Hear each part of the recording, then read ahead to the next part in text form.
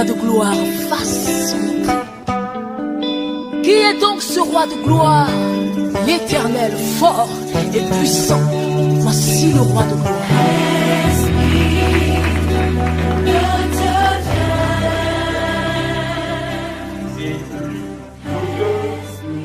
Ces étoiles que vous voyez, c'est lui que vous connaissez sous l'appellation d'Amos de Stéphane, prophète de notre temps. Amos, prophète Amos. Ouais, pas grave. Et c'est lui qui va tout à l'heure nous aider avec le conférencier principal. Les deux vont essayer d'échanger. Nous, on ne sait pas. Mais les deux là, ils savent où ils se sont connus.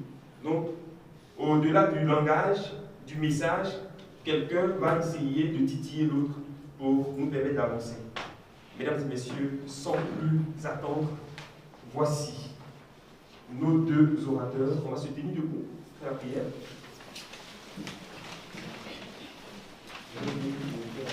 Notre pain de ce jour, pardonne-nous nos offenses, comme nous pardonnons aussi à ceux qui nous ont offensés.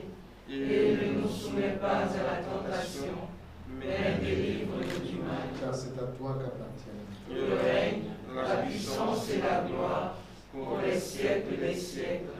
Amen. Sainte Vierge Marie, nous nous remettons à toi. Intercède pour nous, montre-nous le chemin de la Trinité. Je vous salue Marie, pleine de grâce. Le Seigneur est avec vous. Vous êtes bénie entre toutes les femmes, et Jésus, le fruit de vos entrailles, est béni. Sainte Marie, Mère de Dieu, priez pour nous, pauvres pécheurs, maintenant et à l'heure de notre mort. Amen. Gloire au Père, au Fils et au Saint-Esprit. Comme il était au commencement, maintenant et toujours, dans les siècles des siècles. Amen.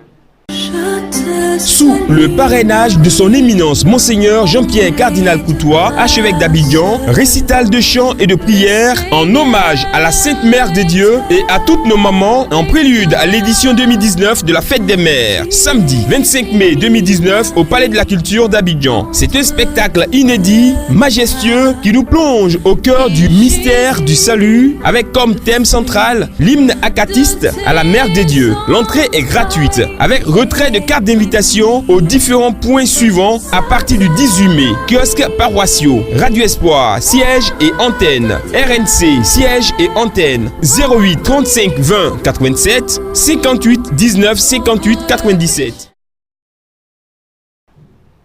Donc le premier point, c'est l'élection, donc la prédestination, l'élection de Marie.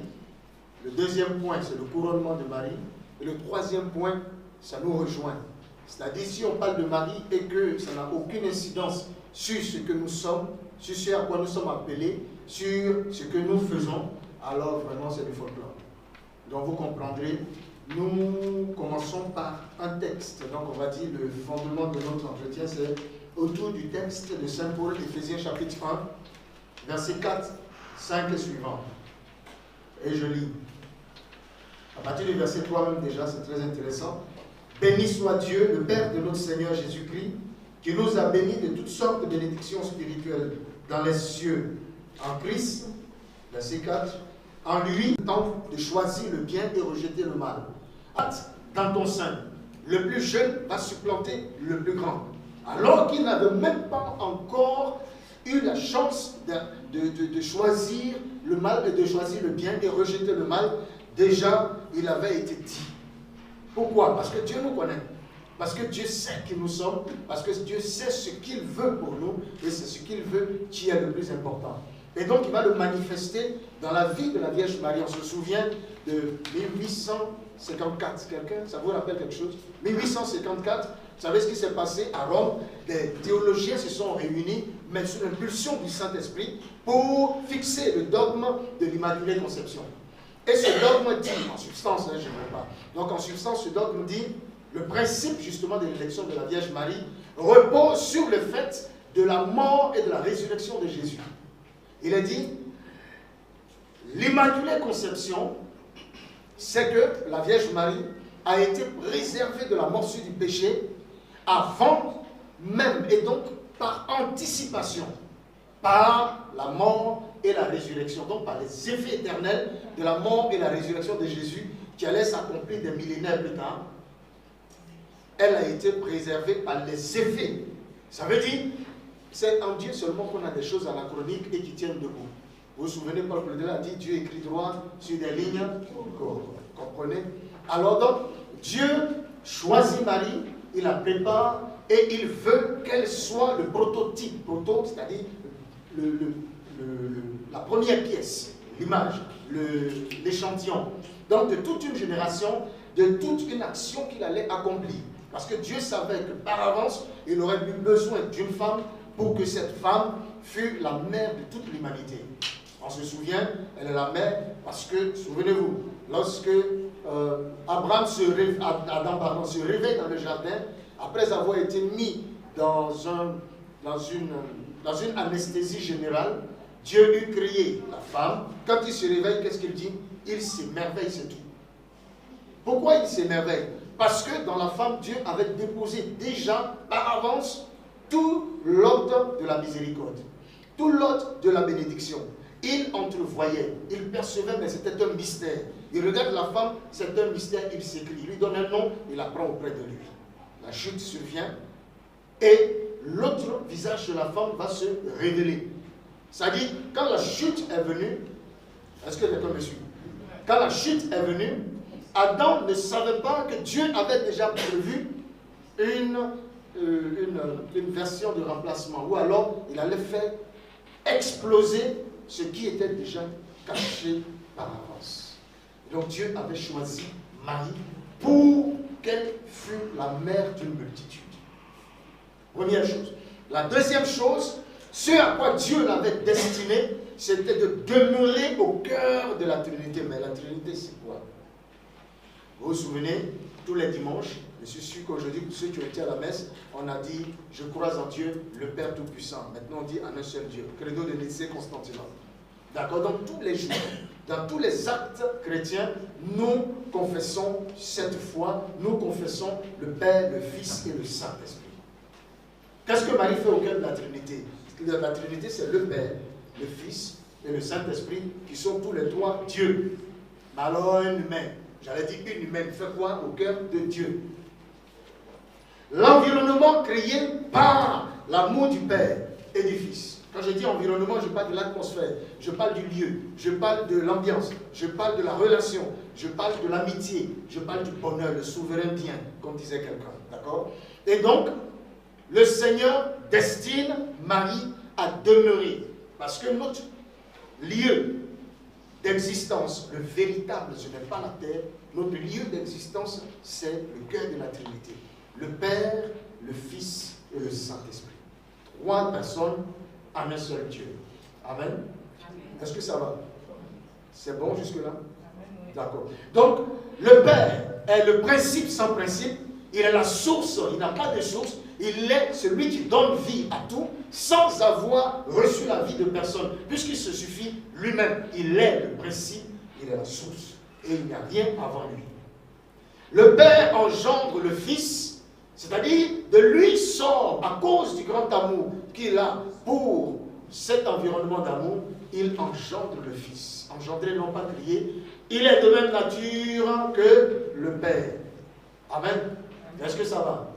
D'accord. Donc le Père engendre le Fils, personne n'a engendré le Père sort de nulle part, il est. Vous vous souvenez, nous sommes à Exode chapitre 3, il disait à Moïse, il lui disait quoi? Ayez, Asher, ayez.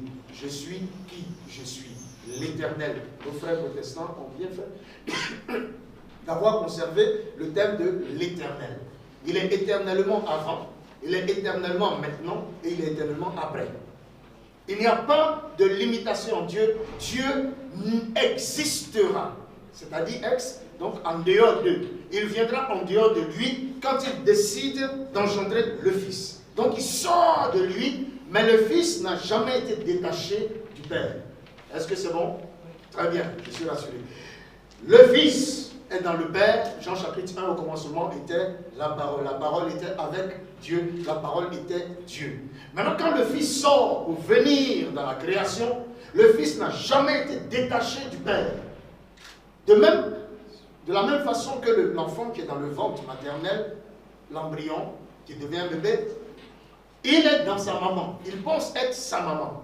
Amen. Et il pense que sa maman, c'est lui.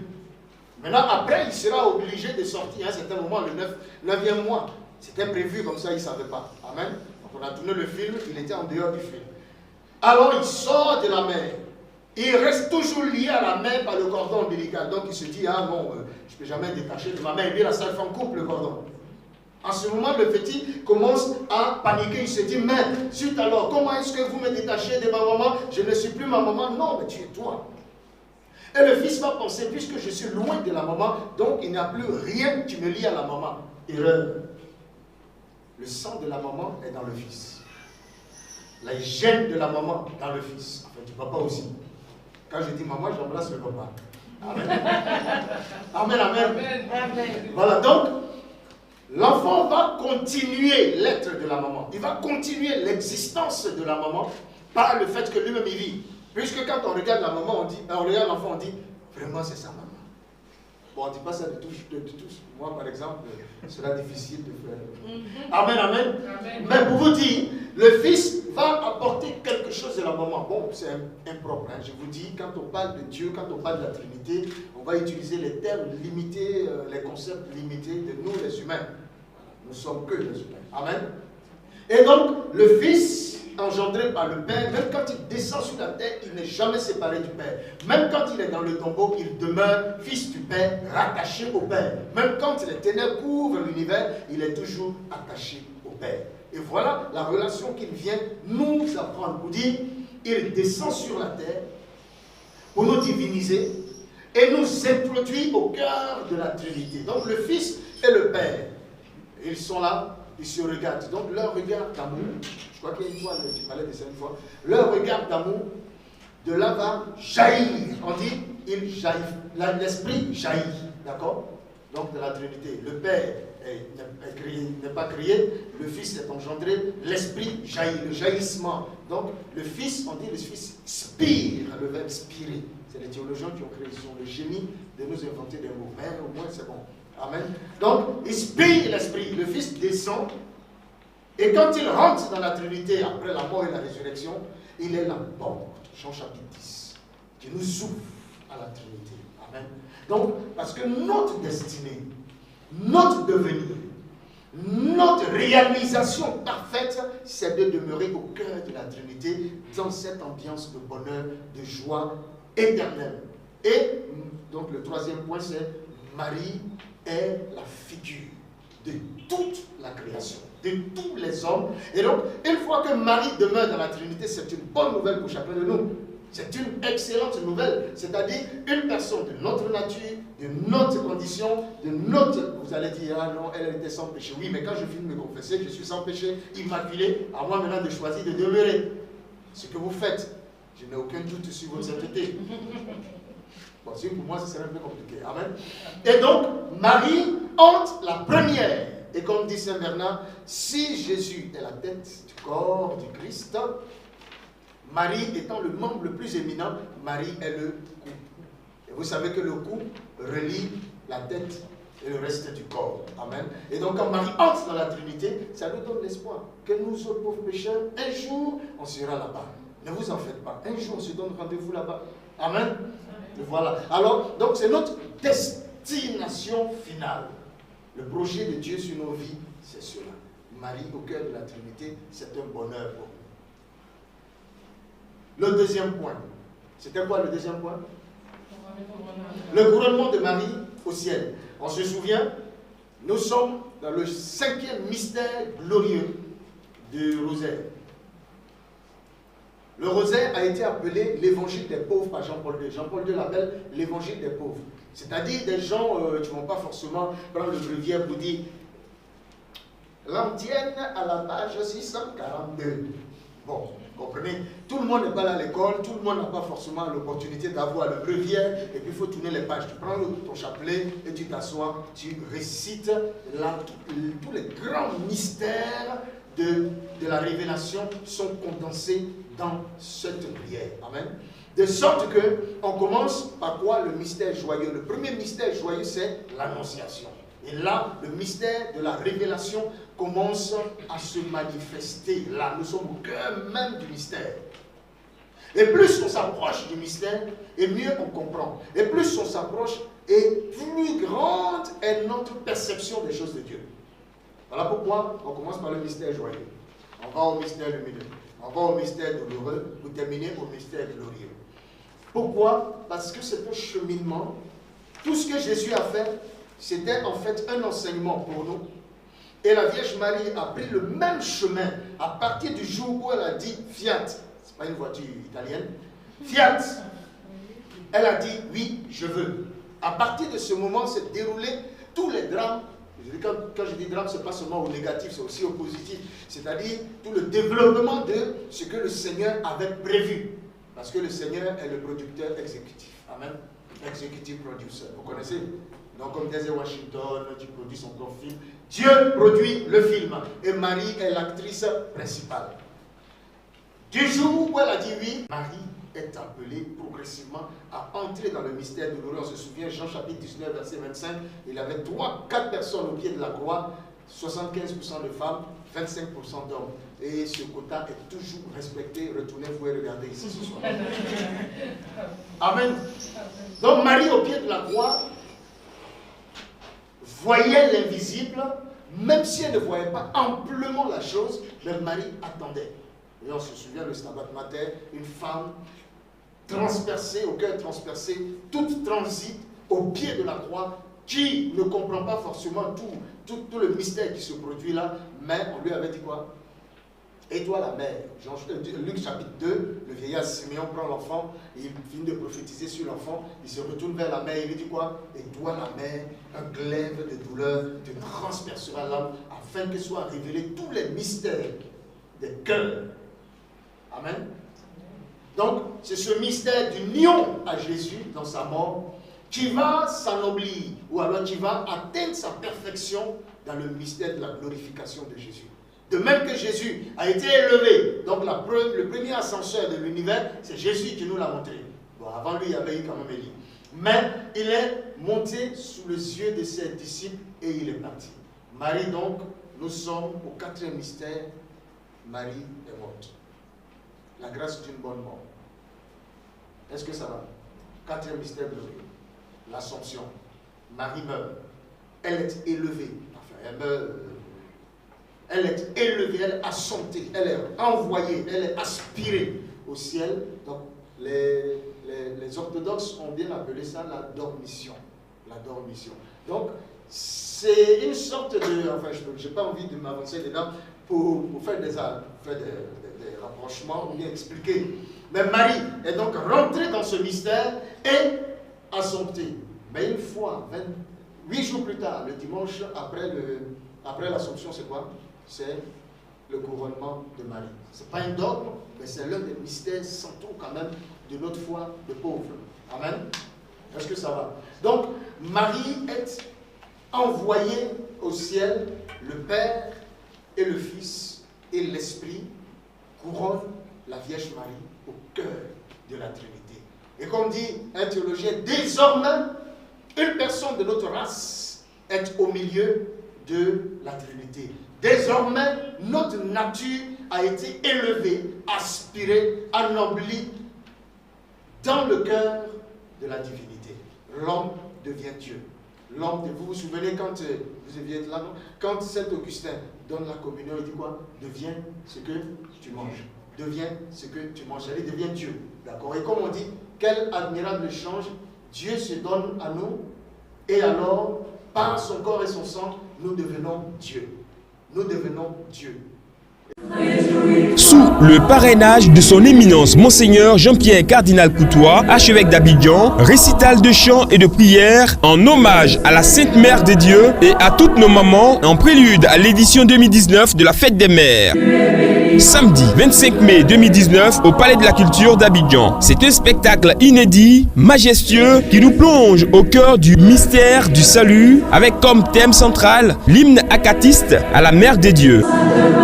L'entrée est gratuite avec retrait de carte d'invitation aux différents points suivants à partir du 18 mai. Kiosques paroissiaux, Radio Espoir, siège et antenne. RNC, siège et antenne. 08 35 20 87 58 19 58 97.